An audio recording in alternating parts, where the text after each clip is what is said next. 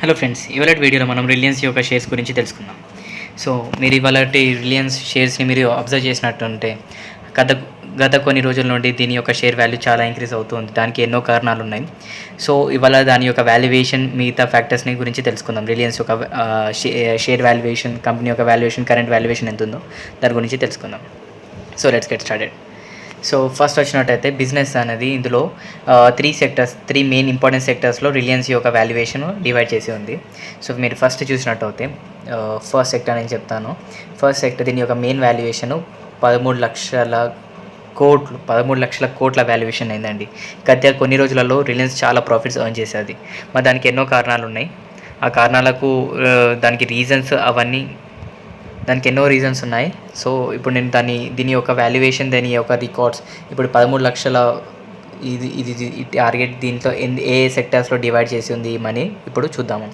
First వచ్చేసి చూసినట్టయితే జియో టెలికాంలో చూస్తే మీరు జియో టెలికాం మరియు డిజిటల్ బిజినెస్లో దీనికి సుమారు 5 లక్షల దాకా దీని యొక్క వాల్యుయేషన్ ఉందండి. అంటే 5 లక్షల కోట్ల వరకు దీని వాల్యుయేషన్ ఉంది. ఇది లోవర్ సర్కిల్ దీని యొక్క వాల్యుయేషన్ మీరు చూసినట్టయితే. కానీ అప్పర్ సర్కిల్లో దీని యొక్క వాల్యుయేషన్ దాదాపు ఒక 6,50,000 అంటే 6,50,000 కోట్లు, 6,50,000 కోట్ల వరకు దీని యొక్క వాల్యుయేషన్ ఉండొచ్చు అని ఒక ఇది ఉందండి. సో నెక్స్ట్ వచ్చినట్టయితే మెయిన్ టెలికాం ఇండస్ట్రీ నుండి దీని యొక్క సుమారుగా 50% యొక్క దీని యొక్క షేర్ వాల్యూ మీరు చెప్పగలుగుతాము. దీని యొక్క వాల్యుయేషన్, కంపెనీ యొక్క వాల్యుయేషన్. సెకండ్ వచ్చేసినట్టు మీరు చూసినట్టయితే ఆయిల్ మరియు ఆయిల్ రిలేటెడ్ రిఫైనరీ దీంట్లో వచ్చినట్టయితే సెకండ్ మీరు ఇక్కడ చూడగలుగుతారు. సెకండ్ ఈ సెక్టర్లో దీని వాల్యుయేషన్ సుమారుగా 4 లక్షల కోట్లు ఉంది. కానీ దీని యొక్క హయ్యర్ వాల్యుయేషన్ చూసినట్టయితే ఇది 5 లక్షల వరకు పోయే అవకాశం ఉందండి. అంటే ఇది ఫ్యూచర్లో ఇది ఇంక్రీజ్ అయ్యే అవకాశం కూడా ఉంది. సో ఇది మెయిన్ సెకండ్ సెక్టర్. సో మీరు థర్డ్ సెక్టర్కి వచ్చినట్టయితే మీరు ఇక్కడ చూడగలుగుతారు. Retail sector. రీటైల్ సెక్టర్లో మీరు ఇక్కడ చూసినట్టయితే ఇక్కడ ఇది థర్డ్ సెక్టర్ మీరు చూడండి. థర్డ్ సెక్టర్లో దీని యొక్క వాల్యుయేషన్ సుమారుగా 3 లక్షల కోట్లు ఉందండి. కానీ ఇది ఫ్యూచర్లో మాత్రం దీని యొక్క వాల్యుయేషన్ ఎక్కువ ఇంక్రీజ్ అయ్యే అవకాశాలు కూడా ఉన్నాయి. సుమారు 5 లక్షలు మీరు ఇక్కడ కనిపిస్తుందా, 5 lakhs crores వరకు ఉంటుందండి. సో దీని వాల్యుయేషన్ మీరు చూసినట్టయితే సుమారుగా దీని మొత్తం టోటల్ వాల్యుయేషన్ మీరు ఈ మూడింటిని కలిపి చూసినట్టుంటే ఇక్కడ మీరు చూడండి.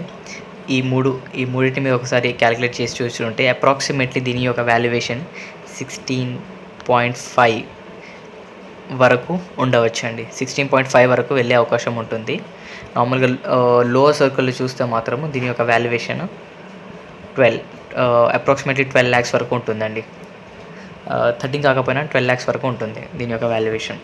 సో ఫర్ ఎగ్జాంపుల్ ఇది ఒకవేళ రిలయన్స్ యొక్క షేర్స్ కిందికి డౌన్ఫాల్ అయ్యిందనుకోండి, అలాంటప్పుడు అట్లీస్ట్ 12 lakhsని అంటే మీరు 12 lakhs crores మీరు డివైడ్ 8% నుండి కానీ 10%, అప్రాక్సిమేట్లీ 8 to 10%లో మీరు డివైడ్ చేసి చూసినట్టయితే పర్సెంట్ని మీరు రెడ్యూస్ చేసి చూసినట్టయితే దాన్ని మీరు ఈ షేర్ తోటి మీరు దాన్ని క్యాలిక్యులేట్ చేసి మీరు దాని యొక్క విలువ చూడగలుగుతారు. సో ఇది మెయిన్ సో ఇప్పుడు నేను మీకు ఒకసారి టెక్నికల్ అనాలిసిస్ చూపిస్తాను. సో దట్ మీకు ఒక క్లియర్ పిక్చర్ అర్థమవుతుందండి. సో టెక్నికల్ అనాలిసిస్ చూద్దాం. సో మీరు ఇక్కడ టెక్నికల్ అనాలిసిస్ చూసినట్టయితే ఇప్పుడు రిలయన్స్ యొక్క షేర్స్ ఆల్ టైమ్ హైలో ఉందండి. చూడండి ఇక్కడ ఆల్ టైమ్ హైలో ఉంది. ఈ రేంజ్లో షేర్స్ ముందు ఎప్పుడు వెళ్ళలేవండి. 2067లో లాస్ట్ ప్రీవియస్ క్లోజింగ్ అయిందండి. ఇది ఒక రెడ్ క్యాండిల్లో క్లోజ్ అయింది. కానీ మీరు యూజువల్గా మీరు అబ్జర్వ్ చేసి ఉంటే దీని యొక్క majority of the shares red చాలా తక్కువ ఉన్నాయండి.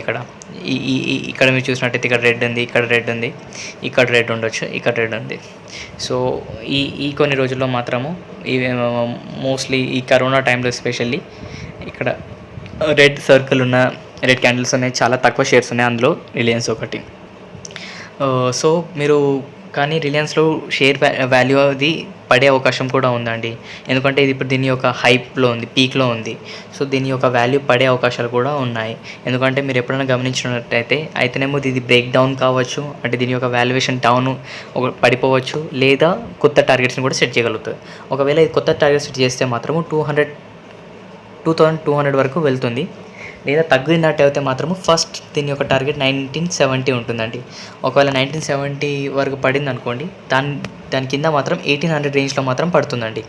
సో దీని నెక్స్ట్ టార్గెట్ మాత్రం 1800, కానీ 1800 కంటే డౌన్లో మాత్రం పోయే అవకాశాలు లేదు. ఎందుకంటే రిలయన్స్ యొక్క మీరు షేర్ ఓవరాల్గా చూస్తే మాత్రం దీని యొక్క ఈ డిఫరెంట్ సెక్టర్స్లో యూనివర్సల్లీ అంటే చాలా మంచి డైవర్సిఫై అయి ఉంది. సో ఆ విధంగా చూస్తే మాత్రం రిలయన్స్ యొక్క షేర్స్ చాలా డైవర్సిఫై ఉన్నాయి. సో మీరు దీన్ని స్టడీ చేస్తూ మీరు దీన్ని గమనిస్తూ ఉండండి దీన్ని. సో దాన్ని బట్టి మీరు ఇన్వెస్ట్ చేస్తూ ఉండండి. ఇది నా ఒక చిన్న అడ్వైస్ అండి. ఇందులో నేను దీంతో బై చేయండి, షేర్ లేదా సేల్ చేయండి అని చెప్పాను, కానీ నా యొక్క అనాలిసిస్ చెప్పాను మీకు అంతే. సో ఒకవేళ మీకు ఈ వీడియో నచ్చినట్లయితే లైక్ మరియు సబ్స్క్రైబ్ చేయండి. Thank you.